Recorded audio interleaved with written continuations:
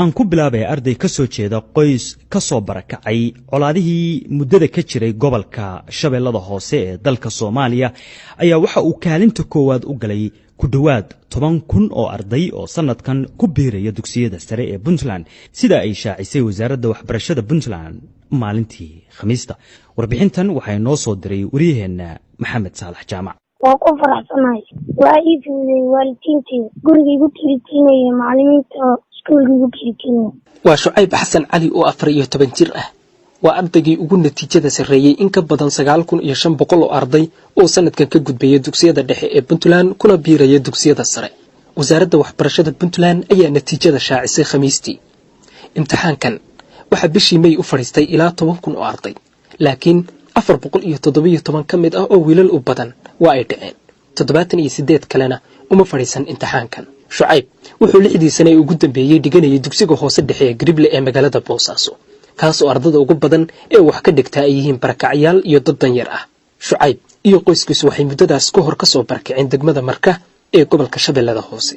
raadiyo Ergo oo la xiriirta Shucayb wuxuu u sheegay nidaamkiisa waxbarasho. waa ku faraxsanahay waa ii fududay waalidiintii gurigaygu tiritiinaya macallimiinta iskuulkaygu tiritiinaya waxaan samaystay jadwal akhris waqtigii 3 meelood marka 2 meel loo qaybiyo waxbaan akhrin jiray. Shucayb wuxuu ku haminayaa inuu mustaqbalka noqdo dhakhtar. qoyska Shucayb oo ka kooban 10 qof waxay colaado uga soo barakaceen degmada Marka ee gobolka Shabeellada Hoose 21 sano ka hor. hay-adda maxalliga ee Tadaamun ayaa saacado kadib markii natiijadiisa la shaaciyay waxay ku dhawaaqday inay la wareegayso mas'uuliyadda fiiga iskoolka Shucayb 4 sano ee uu dhiganayo dugsiga sare. qoyska Shucayb waa danyar.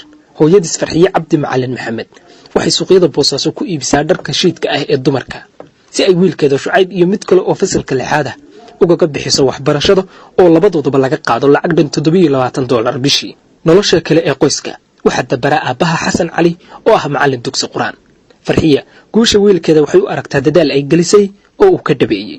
wiilkayga aad baan ugu farxay kaalinta koowaad uu galay maasha Allah si wanaagsan aan ugu farxay. khayr Allah si dadaalku dadaal aad baan ugu wanaagsanaa Puntland meel walba oo ugu duceey. wallahi waa ugu soo maasha Allah dadaal u soo dadaalna aniga biis waaye maasha Allah waa u soo dadaalna waxbarashadiisa dheelkayga maxay ahayd dadka mobilada fiirsada maaha dadka wareega badan maaha quraanku 3 jeer u dhameeyay maasha Allah waxbarashadiisa ilmaha fara wareega iyo ciyaarta badan wiilkayga ma ahayn. iskoolka Grible ee Shucayb uga gudbaya dugsiga sare ayaa ku dhow kaamka Banaadir oo ku yaala dhinaca bari ee magaalada Boosaaso. waxa sanadkan imtixaanada shahaadiga ee dugsiyada dhexe uga qayb galay 32 arday oo kaliya oo kamid ah. waa iskool ay dhigtaan 521 arday oo 280 oo kamid ay yihiin dadka soo barakacay. wasaaradda waxbarashada Puntland ayaana ka taageerta mararka qaar agabka iyo mushaharka macallimiinta. arday cayiman oo aysan qoysaskooda awoodin lacagta ayuu iskoolkani siiyaa waxbarasho bilaash ah.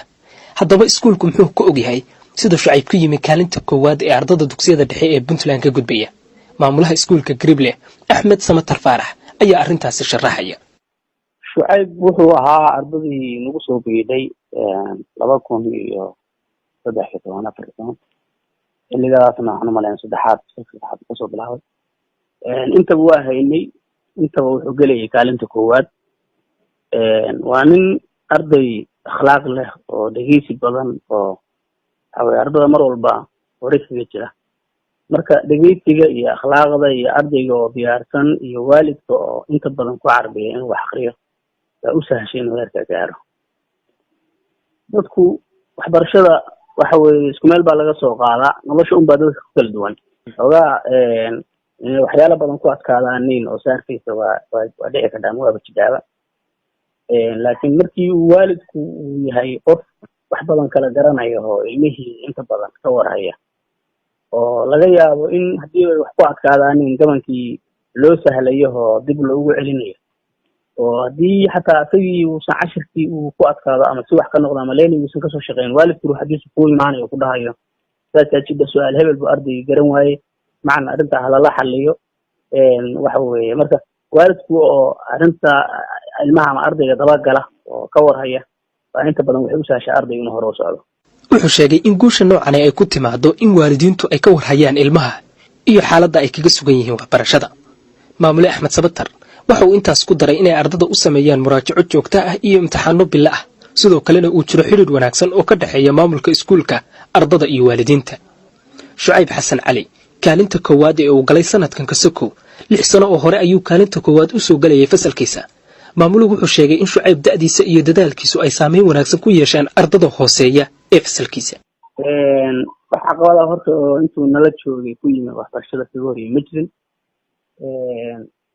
waxa weeye xagga guulaha oo sababaysa inuu ku soo hoydaanina waa arday dii noo yimi hadii iskuul ku soo biiray wixii ka dambeeyay ilaa 6 sano kaalinta ku wadgalay marka sar waxadiisu roor model buu ahaa dadka way ku deeyin jireen xataa wixii keentay maadaama asagu ninka class ugu yar buu ahaa ninka class ugu yar maadaama uu yahay ardada kale inay ku daydaan oo arday xataa hooseysay ee kor u soo kacday marka isaga marka wuxuu ahaa aan sidii kara arday role model oo dadka inta badan ardada asooka iyo kor u soo qaaday hooyada Shucayb Farxiye Cabdi Macalin waxay rajaynaysaa in dhammaan carruurteeda ay waxbarashada heer wanaagsan ka gaaraan wiil hadda jaamacad ka dhigtay magaalada Muqdisho iyo gabadh aan weli jaamacadda bilaabin oo ay Farxiye dhashay ayaa hore uga baxay dugsiyada sare ee Boosaaso maasha Allah ilmeygu waxaan jeclahay inay wada jaamacad iyo wada qalin jibiyaan waxa meeshan u jooga in ilmeygu waxbarashada maasha Allah ku noqdaan wadankeena ku noqdo natiijada imtixaanka wasaaradda waxbarashada Puntland shaacisay waxa 10 arday ee ugu sareeyay ee Shucayb hogaaminayo ka soo muuqday